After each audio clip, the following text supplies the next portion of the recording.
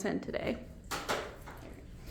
All right, so last week we were in chapter 9 and we talked about Daniel's prayer for Israel. Okay, so Daniel has received a couple of visions at that point, and his heart was so burdened for his people, for his country, and so he decided to pray for Israel. And does anyone remember what he asked God for?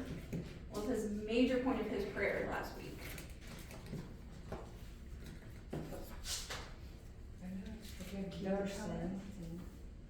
He wanted it to end, right? He wanted their exile to end. God had promised 70 years, and it was about 67 years at that point, and so he wanted God to fulfill his promise to end their exile and return them back, okay? And then God answered in a very unique way, because he had already told them, I've already fulfilled that promise, that's getting ready to happen, let me show you another 70. And so we had this other vision of the 70 weeks, okay? So 490 years of the future. All right, so that was all in chapter 9. We're going to hit chapter 10, and we're going to find out that chapter 10 has actually fast forwarded another 2 years. So Daniel's about 82 at this point, okay? So he's going to get another vision, and this vision is going to extend all the way to the end of the book of Daniel. It's going to be one long vision, okay? But we're going to break it up into pieces. And we are going to get to experience through Daniel, we're going to get to see on the other side of the spiritual realm. Okay, so we're going to really dip into the other side, what we cannot see, what Daniel got to kind of look through the veil and see. Okay?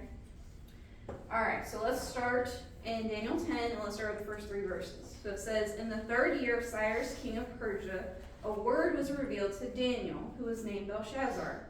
And the word was true, and it was a great conflict. And he understood the word and had understanding of the vision. And in those days, I, Daniel, was mourning for 3 weeks. I ate no delicacies, no meat or wine entered my mouth, nor did I anoint myself at all for at least 3 full weeks.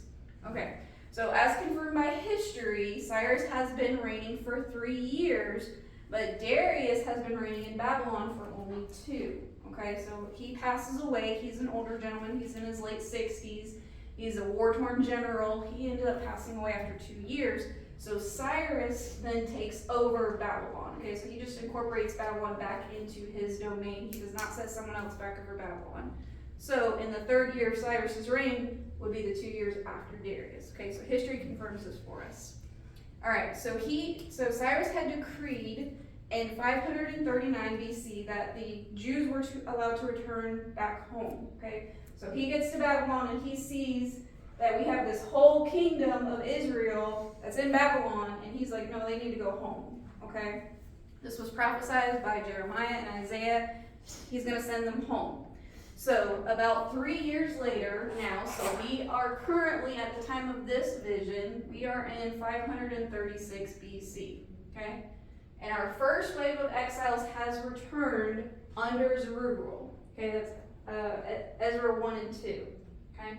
So about 50,000 of them have returned to Israel, okay? So they're just starting to rebuild. They're just starting to rebuild their houses, their land. Remember, the land has sat pretty much vacant for 70 years. There was a small remnant, but they couldn't keep the whole land up. Okay, so they're starting to go back, rebuild, replant, fortify, all of that stuff. So this becomes very important that you understand what's going on in Israel in 536 BC, because God's going to show them what's going to happen to Israel. Okay, so that's what's going on. But Daniel doesn't go back. He stays in Babylon. Okay. Now, this was very wise of Daniel, because he had every right to go back. He had every right to go back as God had promised every one of them that they were allowed to return.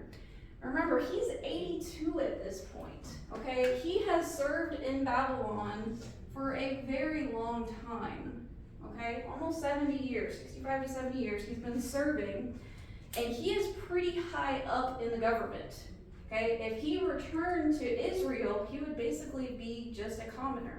He would have a nice little retirement, right? Just be able to live his life, live out his last days there. He chooses not to do that. He chooses to stay in his position in Babylon in the palace, because he gets to be a mouthpiece. he gets to hear what's going on. He gets to influence what's happening in the palace. So he chooses to stay. And that is a big decision for Daniel, because what has he been praying? God, send us back home. We want to go back home. You've promised us that you were going to release us from Babylon. And when the way happens and he has Cyrus say, go back home, he has this moment of wisdom and goes, you know what? God fulfilled his promise, but I still have work to do here. I still can have influence here. Even at 82, Daniel's like, I can still have influence here. And so he gives up retirement to go home, and he stays in the palace, and he stays to have that influence over Babylon. Okay? So we see our character of Daniel, he has just stayed the same consistently throughout this. Okay? So chapter 10 is going to set the stage for this spectacular prophecy that is going to cover hundreds of years. Okay? But Daniel's going to get a little peek behind the curtain. All right, so Daniel has a vision of a great conflict, of war, okay? And he understood it, okay? So prophecy is meant to be understood. He understood the vision and there's a great conflict of war, but he doesn't tell us what that vision is, okay? So he has this vision of just this great war. He understands it, but he doesn't tell us. But it causes him to fast for 3 weeks, okay? This is a really interesting mirror moment to Daniel 1. Because what's the very first story that we read about Daniel? He fasts. He doesn't take the king's food because it's been sacrificed to idols. And so he chooses to go on a vegetarian diet and to only drink water, and he doesn't eat wine and meat. So he's in an elective fast. Here, he chooses the same words to tell us. He did not eat meat or drink wine. Okay? So many of us kind of gloss over that when we forget that Daniel's been in Babylon for almost 70 years, okay? So at some point, he found a way to eat meat and wine.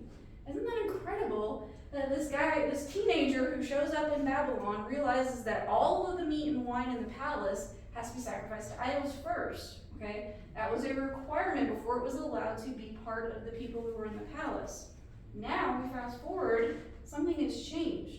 Daniel has had enough influence that he's been able to eat meat and wine without it being sacrificed to idols. Okay? So he's had this great influence on the culture and at least the people in the palace that he was able to get this and procure this to be able to survive. Okay? So he decides to set that aside for 3 weeks. Okay? And he is mourning and he's fasting because something about that vision that he received about war is upsetting him. So he's praying and he's fasting and he wants to hear a word from the Lord. Okay? All right, let's go on to verse 4 through 6. It says, on the 24th day of the first month, as I was standing on the bank of the great river, that is the Tigris, I lifted up my eyes and looked, and behold, a man clothed in linen with a belt of fine gold from Ubaz around his waist. His body was like beryl, his face was like the appearance of lightning, his eyes like flaming torches, his arms and his legs like the gleam of burnished bronze, and the sound of his words like the sound of a multitude. Okay, so Daniel is on the bank of the Tigris River, and he looks up and he sees a vision, and he sees this man standing there, and this man is so terrifying in awe that he starts describing this man. And you see all of these different pictures of these cultural references of just this incredible vision of a man. Now, scholars are kind of divided about who this person is. A lot of them will say this is Jesus because it mirrors a lot of what we see in Revelation, especially Revelation chapter 1. We see a lot of the same imagery portrayed, okay? But this is probably what some other people suggest, is that this is an angel who is reflecting God's glory. Okay, so God's glory would remain the same, being reflected in this person. And what we're going to see later on is that this person was sent and he needed help. Okay, now although Jesus was sent from the Father, Jesus does not need anyone's help. Okay, Jesus doesn't need help from anybody. So it is probably more likely that this is an angel, a high-ranking angel, and a pretty spectacular-looking angel, but still an angel, okay? And we're going to see why this kind of comes to pass. He's going to have a message for Daniel, okay? So we got this guy standing there in all of his brilliance, just absolutely reflecting the glory of God. And in verse 7 it says, "And I, Daniel, alone saw the vision, for the men who were with me did not see the vision, but a great trembling fell upon them, and they fled to hide themselves." Okay, so Daniel's the only one seeing this man, but the effect is on the people who are with him. Okay, they don't see what's going on, but they feel it. They possibly hear what's going on, and they run and hide. Okay, now these aren't just regular guys. These are probably guards, people from the palace. Okay, so they're probably running in terror. Daniel's pointing out that this was a pretty incredible vision, make them flee in terror.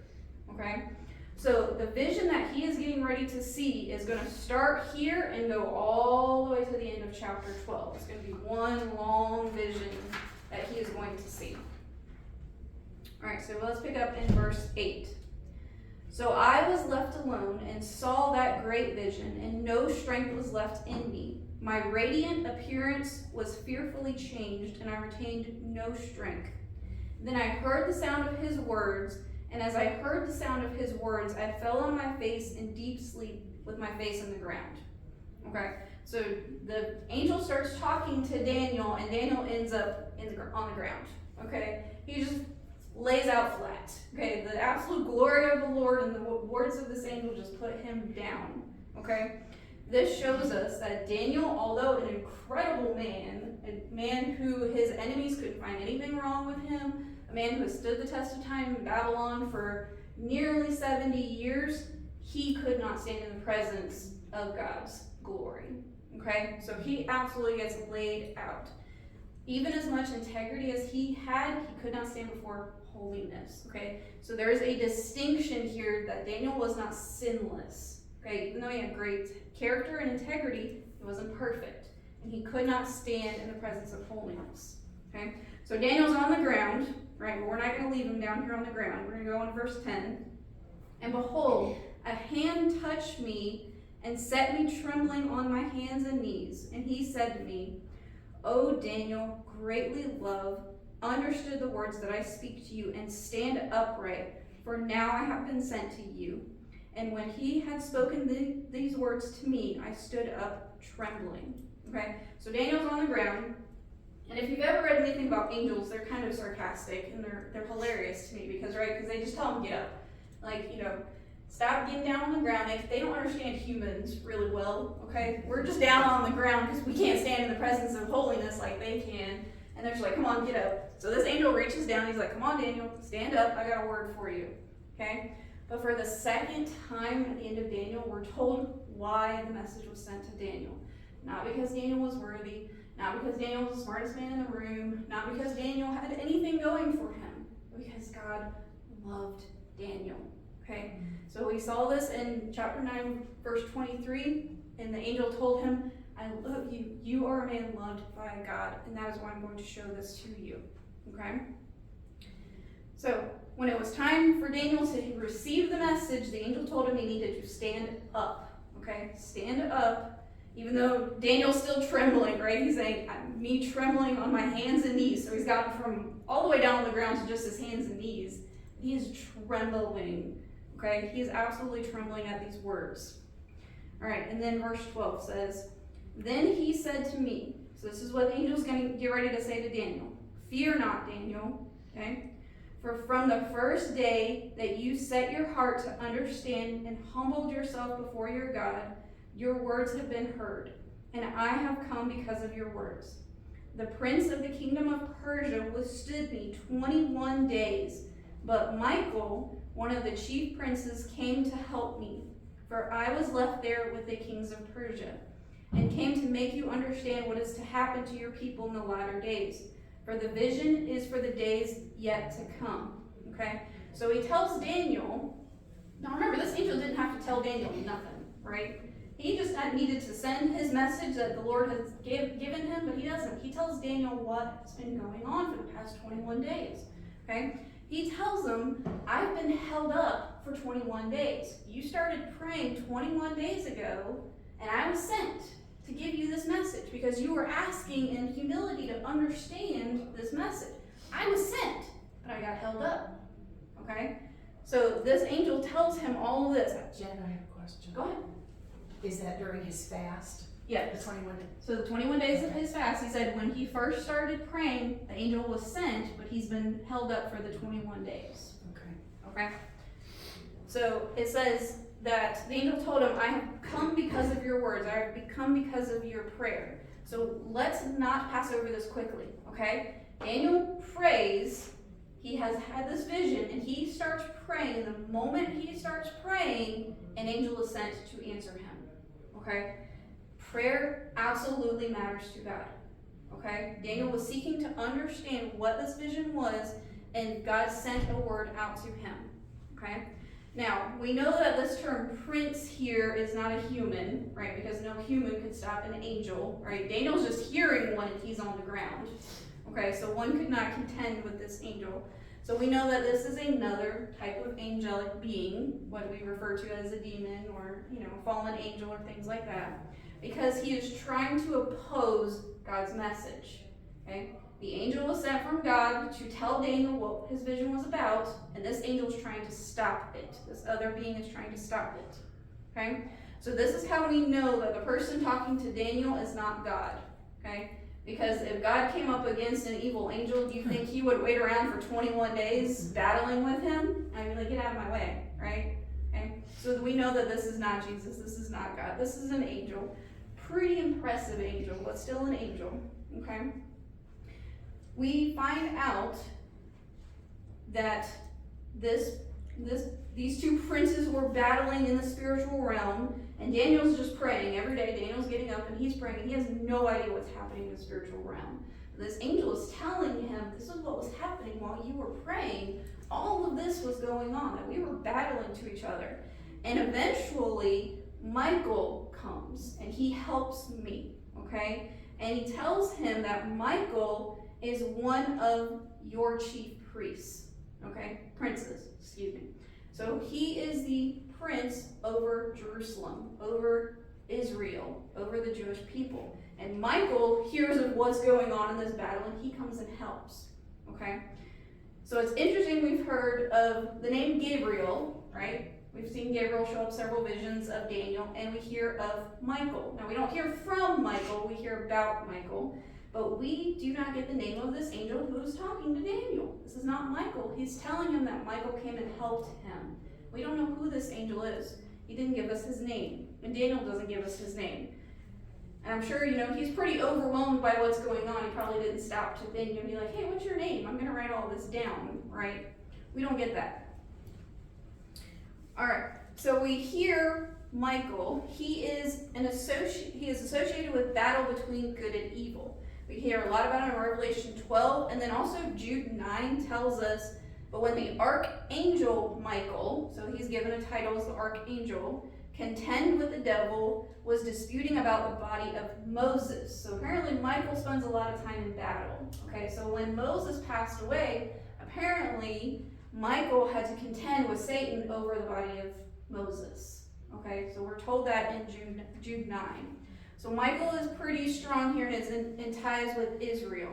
Okay, so why does God allow for 21 days this battle to continue? God isn't unaware of what's going on, but he obviously is allowing this to happen. There's a purpose behind it. One of the potential reasons is that, remember, Daniel's still praying. Okay, what if Daniel had given up before day 21? Right? The whole battle would have ended. He wouldn't have been coming because Daniel would have stopped asking. But he was asking for 21 days. Now remember, Daniel is probably our most faithful character here. He prays. He is persistent. But God is still working on him even at the age of 82. Okay? Even at 82 years old, if everything that we know about Daniel, God is still allowing Daniel to go through these things. Still giving him this opportunity to be persistent in prayer and to understand. Okay? So Jen, this is kind of mind-blowing. I don't know if y'all are seeing this. So this is spiritual warfare being written out in scripture. Absolutely. Absolutely. We have clear indication here that spiritual warfare is going on when Daniel's praying. And he's just praying for understanding. He's not praying for anything to change. He's praying for understanding. And we have the Archangel Michael and this evil demon and an angel all fighting together to come and give Daniel the answer. Wow. For 21 days, this is going on in the spirit realm. So yes, we absolutely have spiritual warfare going on here. Okay. Now, I don't believe in coincidences at all. Okay. Every coincidence I see, I really firmly believe is a little God nudge. Okay.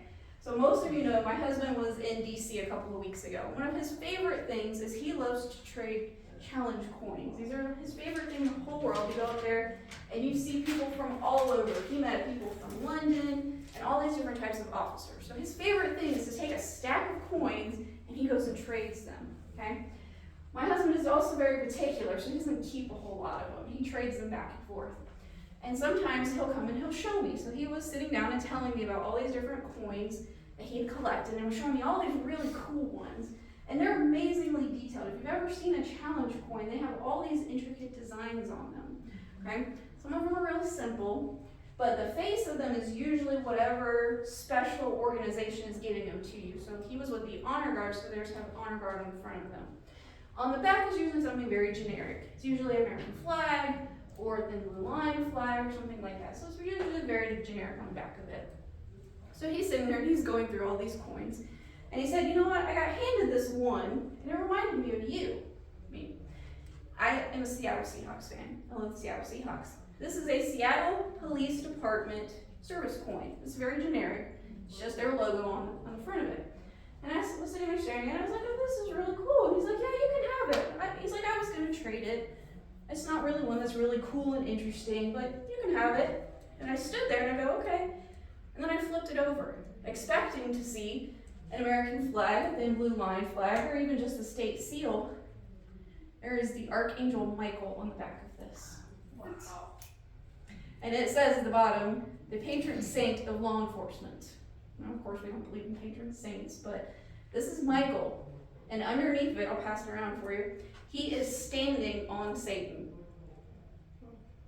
I told you I don't believe in coincidences because I was studying this chapter when he handed it to me. Wow.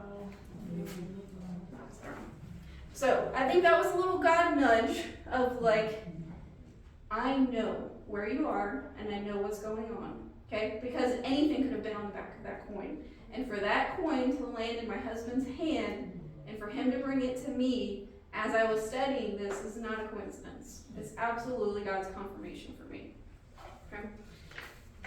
All right, so the vision that the angels give Daniel is going to focus on the latter days. So the angel tells him, this is going to be concerning your people Israel and what is going to happen to them. Now remember, Israel, we've just had the first wave of exiles go back. They're just starting to rebuild. They are barely a people, much less a whole country at this point, okay? But the angel is telling them, yes, God is going to strengthen your people. They are not only going to be a country, but they're going to be such an incredible country that all of these people are going to come after you. Okay? All right, so let's pick up in verse 15. So he said, when he had spoken to me according to these words, I turned my face toward the ground and was mute. Okay, so Daniel just gets the summary and he's already back on the ground. Okay? And behold, one in the likeness of the children of men touched my lips. Then I opened my mouth and spoke, and I said to him who was stood before me, O my Lord, by reason of the vision, pains have come upon me, and I retain no strength. How can my Lord's servant talk with my Lord? For now no strength remains in me, and no breath is left in me. Okay? And again, one having the appearance of a man touched me and strengthened me, and he said, O man greatly loved, fear not. Peace be with you. Be strong and of good courage. And he spoke to me, and as he spoke to me, I was strengthened, and said, let my Lord speak, for you have strengthened me. Okay, so Daniel's on the ground again. All right, so the angel's got to get him back up. All right, so he's got to tell him, come on, stand up. Don't be afraid. Stand back up. Okay, but Daniel tells us that he is in such pain. The word here is used for actually like twisting and writhing in childbirth. Okay, that's how much pain he's physically in, that he is just twisting with pain. Okay, So he is trying to receive and understand the vision that this angel is giving him, but it is just so overwhelming for Daniel, right? And we hear the echoes of Joshua 1 through 9. And God told Joshua 3 times in those verses, be strong and courageous, be strong and courageous, be strong and courageous. And now here we have heard Daniel be told 3 times that he is a man greatly loved. Okay? And the angel is telling him, you have no reason to be afraid. You are greatly loved. Stand up, be strong and courageous. So he's echoing what was told to Joshua. Be strong and courageous. Okay? So these are words of encouragement, of peace. Now, Daniel's getting ready to receive a vision of anything but encouragement and peace. Okay? But the angel is telling him, stand up, you don't have to be afraid. I'm getting ready to tell you what's happening. Okay? Now, you might notice he refers to the angel as Lord. Again, a lot of people say that's because this is Jesus, but notice how it's spelled in your Bibles. It is lowercase l, lowercase r, lowercase d. That just means like sir. We would just say like sir. Okay? That's just a term of respect. This is not Yahweh, capital L-O-R-D. Alright, so he's just showing a sign of respect to the angel. And he is saying, I am ready to hear you speak. You have strengthened me, and now I'm ready to hear you tell me what's going on. Okay? And then verse 21 says, and then he said, do you know why I have come to you? Okay, so he asked him a question. Do you know why I've come to you? But now I will return to fight against the prince of Persia. And when I go out, behold, the prince of Greece will come. But I will tell you what is inscribed in the book of truth. There is none who contends by my side except Michael, your prince. Okay? So he was getting ready to tell Daniel the answer to his prayer, and he says, oh wait, I gotta go back and battle some more. Okay, so apparently the battle wasn't over, but he was able to get away long enough to speak to Daniel and tell Daniel, God's hearing your prayers, I just gotta go finish battling first. Okay? So it's pretty incredible that he was able to contend, because Michael is still over here contending with this angel, and this angel is able to get away long enough to say, Daniel, God hears you, I have an answer for you, I'll be back. Okay? Sometimes we get those types of prayers answered, right? Just enough to go, okay, God, you hear me, but I still don't have the answer. Okay, so this is what Daniel's getting. He's getting, you're heard, you're loved, I promise, be of good courage, I'll be back. And he's running back, right? I'll be back, all right? So, it wasn't over yet. The battle wasn't over yet, and the vision isn't over yet, okay? Michael is still contending with this angel. The other angel's got to go back, okay? Now, remember, on earth, what is happening? Daniel's in a foreign country. Daniel's 82. Daniel's having this vision. Israel is just barely starting back up again. And yet, when we turn and look into the spiritual realm, we have these 2 angels fighting against this other demonic angel. And they are at war with each other over what's going on in Israel, okay? This is why they have started to notice that Israel is going to come back up and be reborn, okay? And that is upsetting these other demonic powers, okay? So this is kind of this little peek into what Daniel's about to get in the next 2 chapters. All right, so we're going to dip into 11 because it is a really, really long chapter. So chapter 11 contains one of the most significant, specific prophecies in the Bible, and it covers 375 years of history. Okay? Everything that you are going to get to read in chapter 11 and 12, almost all of it has already come to pass for us. Now for Daniel, no, it was still way in the future for Daniel. Daniel wasn't get to see it. But we can look back and go through every verse and fill out history exactly through a timeline. We can match it up all the way through a timeline, covering 375 years of history. Okay? So let's go into verse 1 of chapter 11. And as for me, in the first year of Darius the Mede, I stood up to confirm and strengthen him. And now I will show you the truth. Behold, 3 more kings shall rise in Persia, and a 4th shall be richer than all of them. And when he has become strong through his riches, he shall stir up all the kingdoms stir up against the kingdoms of Greece. Okay? So at some point, this angel returns to Daniel and is actually going to get to tell him and make him understand what's going on now. Okay? So this is the angel telling Daniel, as for me, in the first year of Darius the Mede. Now, Darius has passed away, but he tells Daniel, when Darius took the throne of Babylon 3 years ago, I was sent to strengthen him. I was sent to help him. Okay? So this angel is the angel of either Mede or Babylon, but he was sent specifically to Darius to help strengthen him. Okay? And he tells him, I'm going to tell you the truth. And he starts the vision. From now until the end, there's going to be 3 more kings that arise in Persia. Okay? And a 4th is going to be far richer than them all. Okay? Now, we know from history, we can look back, that yes, there were 4 more kings. Okay? And the 4th king is the Persian king Xerxes, or Artaxerxes. He is the king in Esther. Okay? So about 100 years from now, the king in Esther, that's the 4th king. All right? So, these visions were going to be regarding the future of Persia and Greece. Now, Persia and Greece were getting ready to have lots of fight over the Holy Land. Okay? And Persia attempts to absolutely wipe out all of the Jewish people 100 years from now, underneath the reign of Artaxerxes, or Xerxes, through the plot of who tries to wipe out the Jews in Esther? Haman. Yes.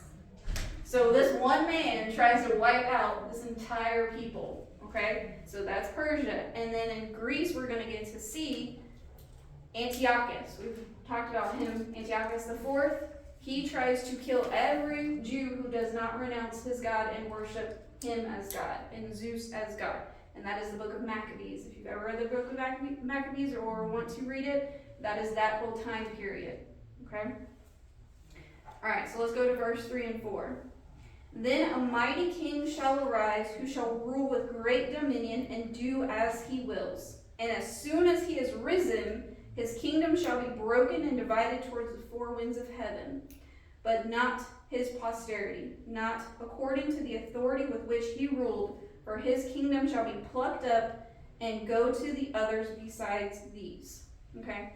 So the angel tells Daniel that there's going to be a king that arises after the 4 Persian ones. And he is going to be a great and mighty king. And he is going to have this huge dominion and power, but it's going to be cut short. And then it's going to be divided into 4. Okay? This is Alexander the Great. Alexander the Great absolutely dominated in this part of the world. Okay? He reaches far out all over the place. By the time he's 32, he rules half the world. Okay? But at 32, he goes to Babylon and he goes to a drunken party and he gets a fever and he dies. And that's the end of Alexander the Great.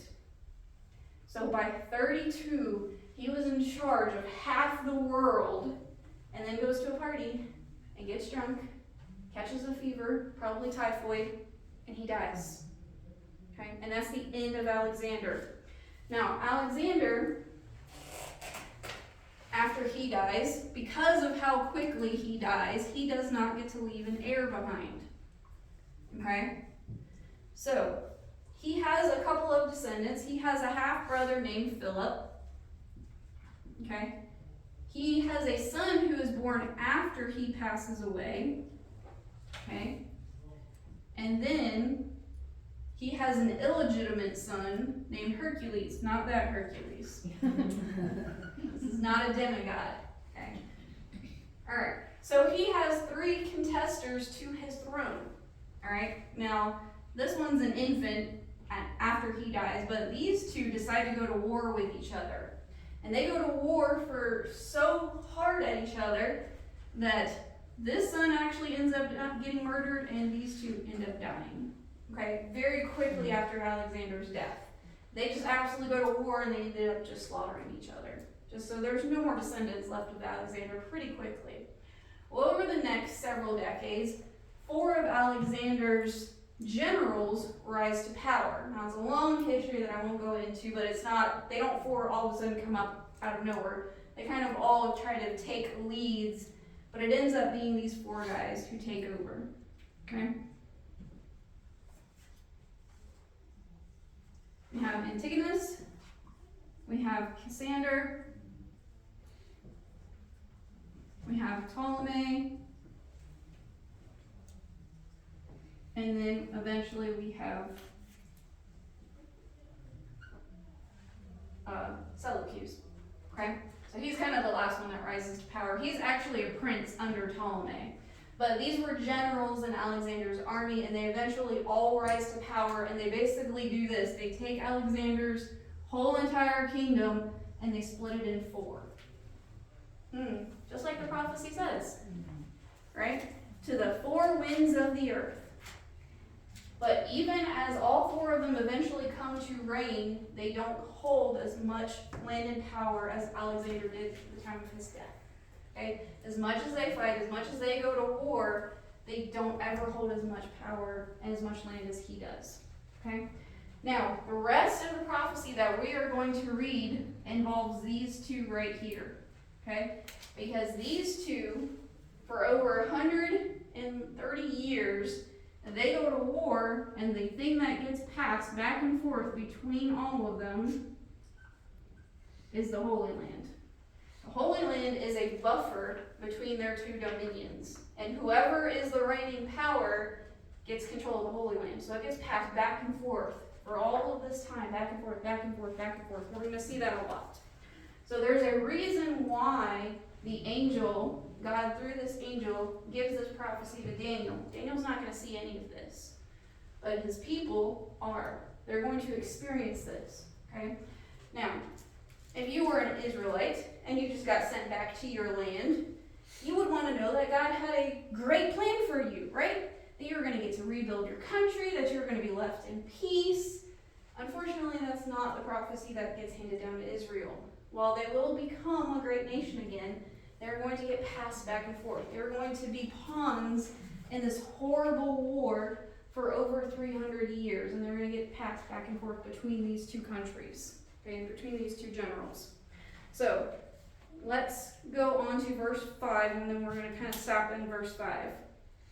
So it said, "Then the kings of the south shall be strong, but one of his princes shall be stronger than he, and shall rule, and his authority shall be a great authoritative." So this tells us then who these kings are. So the king of the south shall be strong, but one of his princes shall reign over him. So Ptolemy becomes king of the south. And he is actually in charge of Egypt, which is south of Israel. And this one becomes the king of the north. Okay? So this becomes important as we go through all of these prophecies, because it's going to talk about the king of the south and the king of the north, and back and forth, and we're going to go back and forth all the way through the rest of chapter 11. Okay? So I told you this is what happens. We have Ptolemy the first. He's the general. Okay? And he has his prince, Seleucus. Okay? So he rose to power and he takes over Syria. Okay? So this one's in Egypt, and his prince rises up and he takes over Syria. Okay? And this one becomes eventually more powerful and goes to fight for the Holy Land because he wants to keep it. Okay? But these dynasties end up fighting for 130 years, and we're going to get very specific next week about what happens. Okay? And whoever was stronger at the time got dominion over the Holy Land. Okay? So what's going to happen through chapter 11, we're going to get very detailed next week, is that the angel tells Daniel specific events that happen in chronological order for the next several hundred years, because he's trying to show Daniel, and each and every step God already knows. God already knows. God already knows. Okay? So he is giving this to Daniel. And I'm going to give you a little hint about next week. These prophecies are so specific, and they happen exactly the way that they are recorded in Daniel. There are people who believe that Daniel was written after all of these happened.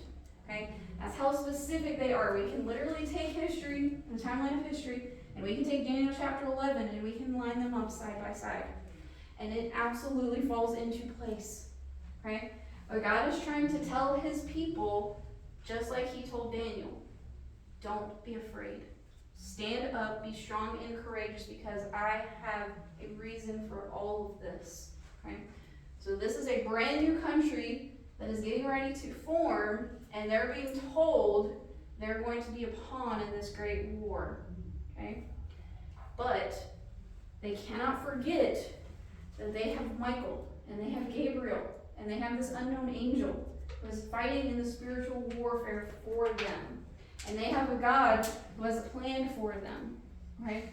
So if anyone tells you that God's plan for you is always just for you to be happy and content and peaceful and nothing bad ever happens to you, they're wrong. You have not read the Old Testament, okay? That is God's plan partially, okay? Because he's telling Daniel peace, strength, courage, because there's a battle coming. There's always a battle over this. And this piece of land gets contended for time and time and time again. And it is very easy for these people to want to give up, right? If they are going to take us over, if they are going to battle for us, if they are going to invade us, if they're going to exile us, what is the point, God? What is the point of following you? And God's going to say, go back and read your Daniel, right? Go back. I already told you this. I already told you what's going to happen to you. I already told you that the end of it is my victory. Okay? I need you to stay steadfast through all of this. So this is the message the angel is giving Daniel of what is getting ready to happen to his people. But Daniel doesn't get to see it. Daniel's 82. He doesn't live much longer after this. Okay? He is not going to get to see this, but his people are. And they're going to be able to point back and to say, Daniel told us. Daniel told us what was happening. Okay? So it is very difficult when we read some of these histories that the people didn't always follow. They didn't always understand. They didn't always accept that God was going to win in the end. It's really easy to just give up when you're being conquered every other year, right? When your whole land is being taxed, as we're going to see, it becomes very difficult to follow after God. But to know that he already told us what was going to happen is such a confirmation, which is why we have the book of Revelation, okay? Because some of this is going to be these little tiny glimpses of what's going to happen later on, okay? And so when we get to that point in our lifetime or someone else's lifetime, it's going to happen, we're going to get to see that God confirms his word. He is going to be faithful. He has a plan, even when it looks like there's no plan, even when it looks like this measly little plot of land is just getting passed back and forth and back and forth. It is mirroring what is happening in the spiritual realm, okay? So these kingdoms all have these princes who are assigned to them, who are battling these forces of evil, okay? So we're not going to get into chapter 11, unfortunately, today, but we are next week, and it's going to get very specific. We're just going to talk a lot about history, and then after that, we are going to end with chapter 12, which is the final time that the angel talks to Daniel and tells him what the end game is, okay? So he's going to walk them through this whole history of war, and then he's going to tell them this is the end of the story. Right? This is the end. All right. But next week we're going to talk about the kingdom of the north and the kingdom of the south, and they're contesting over the Holy Land. Jenifer, so the vision happened in 536 BC, but this happened 375 years later. It lasts for 375 years. It's actually, I have to go back and look at the timeline. We're talking it starts maybe 100 years after Daniel. After the vision? Because that is Artaxerxes, so he's the fourth, and then Alexander rises after him. Okay. Yeah. So he tells them we've got 4 kings that are going to rise, and then after Artaxerxes, Greece is going to come to power. So is Daniel's prophecy of at the end part of Revelation? Revelation points a lot back to Daniel. So it kind of shows and gives like more revelation. Because Daniel got pieces of it, and then John kind of gets more of it. He points back to Daniel and says, remember what Daniel told you? Let me explain it to you. So we kind of get this overarching what's getting ready to happen to Israel. And then Revelation is what happens to everybody, and it points back to just like Israel went through this, you're going to go through this. So it points back a lot to Daniel.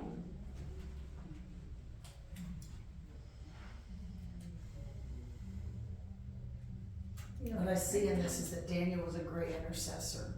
Mm-hmm. He truly How was. important our prayers are. That's right. The things that we don't realize how important they are. Yeah. And never stop praying. Yeah, absolutely. Imagine if Daniel had stopped praying after a couple of days. He would have never gotten this vision. He would have just said, you know what, God's not going to answer my prayer. God's not listening to me. But for 21 days, he stays on. It's absolutely about perseverance and persistence. Because remember, on the other side of that, we have the evil who's persisting for 21 days. They could have given up at any point, but they didn't. Because they knew how important the vision was that Daniel was getting ready to have. How important it is that we still have it.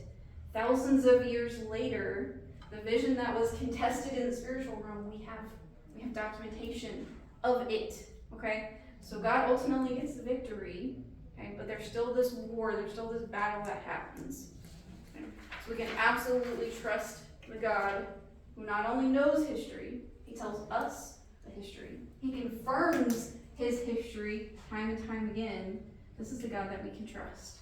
And we absolutely need to stay persistent in our prayers. Even if they're not answered right away, even if sometimes we get partial answers, because remember, Daniel got a partial answer first. He got, God hears you, I'll be back, right? Sometimes we just get that. And then he gets this overwhelming vision of what's getting ready to happen. And it's so specific. Even people today can't believe that Daniel was written before it happened. Because it is so specific. Right? Is it not his story?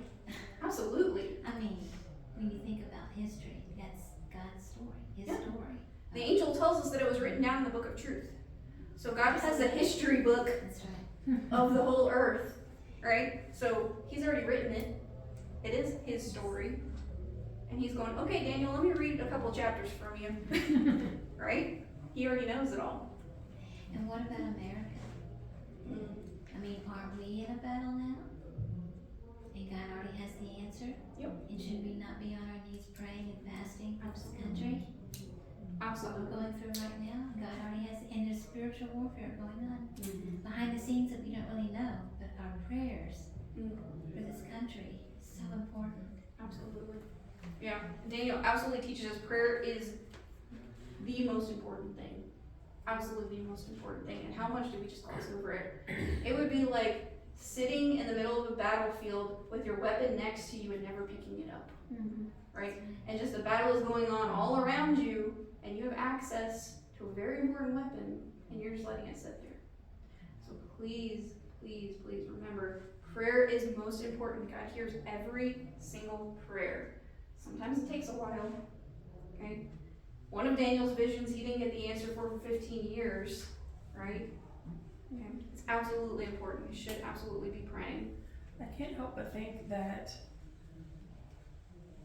the angel was fighting the evil spirit, demon, whatever you want to call it, but the demon did not have a chance to attack Daniel. Mm-hmm. Daniel was protected by his prayers. Yep. Yeah, it's absolutely incredible. And then, God sends Michael to help out the other angel. Yeah. But we never see anything attacking Daniel. It's It's attacking like the vision. Daniel's completely protected. Yes, absolutely. Well, even in the lion's den and all those things that happened to him. Yeah. I mean, I'm sure you already studied that, but Yeah. it's just God's divine He was protection very over him. He had a special plan. Yeah, and we're told here 3 times now, God loves Daniel. Not because Daniel's worthy. Absolutely not because Daniel's worthy. Daniel probably is the smartest man in Babylon. But God doesn't say, I'm going to tell you all this because you're the only one who's going to understand it. Or I'm going to tell you because you're worthy. I'm going to tell you because you lasted for 70 years. He says, Daniel, I love you. I love you so much. And I see you. So this is why you get told all of this. I absolutely love that about God. Any one of us would have, if with God's choosing, the ability to understand if he wanted us to understand. Absolutely. So Yeah. even with Daniel being the smartest person, that really, it Doesn't matter. didn't matter. Mm-hmm. And there's some of the stuff that he didn't understand. You know, he was given all of these visions and he doesn't still understand everything. He's the smartest man in Babylon right now. Until God wants us to understand it, and I've said that, I was actually having that conversation with my dad. I was like, Mm-hmm. we can't wrap our brains around it. We never can. And when you try to, you just sink deeper in like Yeah. way too many things just flashing and you're like, I don't know what to grab onto. Mm-hmm. Our, That was our like- thinking is finite. Yeah. But I love that Daniel tells us, he's like, listen, I don't understand it all. Even when they explained it to me, right? He had an angel tell him, and he still goes, I don't really understand all of this. And I Because, still want to know about this over here. right. Will Will you you please tell please me? explain to me about that guy? We're gonna talk about him next week. I know, but I love, and it, Yeah. he's constantly going, okay, but what about that? Yeah. God tells him, I have the victory over everything. And Daniel goes, yeah, but that one little horn that has a big old mouth. Can you tell me more about him? And God's going, Daniel, I just told you the end of the story. And Daniel goes, yeah, but that horn, that little tiny horn, that's so Can us. exasperate. It Exasperate his is. parents. It's like, I need the backstory. I really need the backstory. I really need that story. I'm gonna have to go home and study this again, from one all the way up to Mhm. Yeah, it will add you to our class group me, and we've posted all the videos, so if you wanna go back and study all of the video with us. I wrote down, and I don't know, I'm just gonna reflect on this week and pray about it. I just wrote down a question mark and the importance of food. Mm. Like, food is so important in the Bible, isn't it? And yes, he prayed for 21 days, but he also fasted, and that was really an important aspect of that. Yeah, and God points out the humility of that. Because he could have been tempted. I mean, Oh yeah, was the first sin ever existed was a temptation about food. related to food, right? And Right, so, yeah. you know, but he was not. It doesn't mention anywhere that he was even tempted Mm-hmm. in those 21 days. So. It's very interesting to know that it probably wasn't his first time. Right. You know, it was probably a very good habit of his when he was confused, when he was trying to be humble before the Lord, that he was like, you know what, I'm going to give this up. Because he even calls him a delicacy. Mhm. So it's a special treat, Mhm. right? He didn't give up all of eating and all of drinking. Right. You still have to survive for 21 days. And he didn't know how long it was going to last. I'm sure when he started, he was like, I'm just going to give this up for my lunch, right? I'm just going to go pray. I'm going to miss a couple meals. 21 days later, he's still fasting. He's still praying. Well, that's Right. interesting. So he didn't plan for 21 days. I didn't. Probably I didn't didn't. think from that perspective. Well, when you sit down to pray, you don't go, okay, I'm going to do this for 21 days. Yeah. I'm going to do this until the Lord answers. Yeah. So his expectation was, I'm going to pray, the Lord's going to answer. He didn't It wasn't realize the modern day Daniel fast. Right. But he didn't realize God was going to take 21 days. Because what did the angel tell Daniel? As soon as you started talking, God sent me out. So what was expected, God said, okay, Daniel's praying, go tell him. Yeah. So the expectation was the moment Daniel started praying that he was going to hear an answer. And then there was this contention in the spiritual realm for 21 days. That God was not unaware of, but that he was allowing, and he had these dual purposes to show Daniel, to show Israel, right? And then Daniel's still praying, Daniel's still fasting. And then it made it in scripture. My mind is just still, just, And we still have Yeah. it. Thousands of years later, we still have Daniel. yeah. And the first time I'm seeing it, I mean, we did that more Daniel years ago, but that was like trying to Drink do from a a fire fire hose. Yeah. And I don't remember, I just don't remember that. Yeah. So it's really a precious piece this morning. Just like with all the rest of Daniel that we've read, it seems like a weird little chapter to Mhm. include. Like, why was that important? Like, the one before he has a vision gets an answer, and then the one after he's having a vision and getting an answer, so like, why do we need, it's still like, okay, it's obviously important because it's in there, but it's still like, okay, why do we need to know? Well, imagine Daniel like getting to peer behind the veil. Yeah. Like if he never told us that the angel told him what was going on in the spiritual realm, and you say, hey Daniel, I got caught up, I'm here to answer your prayer, but to tell us what was going on in the spiritual realm, to tell him that he had angels assigned to Israel and assigned to Persia. Remember, we hear that God loves Israel and God assigned an angel to Israel. Did you catch that he also assigns one to Persia, Babylon, the Medes, the Greeks, right? He loves everybody. It's not just Israel. Israel holds a special place in his heart, but the other ones are not left unattended. Okay? And it's also for his people, because his people are getting ready to go through this. Yeah. And they're a fledgling little country again, and they're getting told, you're gonna be so big and so mighty, and I'll bless you so much that all these other kingdoms are gonna come after you. But when they do, just remember, I already told you what's gonna happen.